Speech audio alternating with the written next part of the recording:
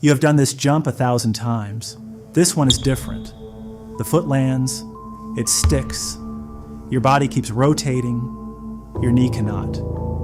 Inside the joint, one structure takes the entire force of your body in motion, 3.5 centimeters of ligament against all of it. The fibers stretch. They were designed to handle 30% elongation. This is 31, 32. They are not coming back from 32. Then, silence. The ligament is gone, and in that same fraction of a second, the tibia slides forward. The joint that was holding everything together is now holding nothing. Blood floods the joint space immediately.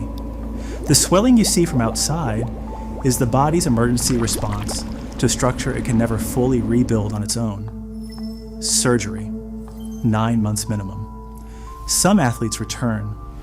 Some never play the same way again. All from one landing, 0.2 seconds. One moment where the body reached its limit. Knowing where that limit is how you protect it.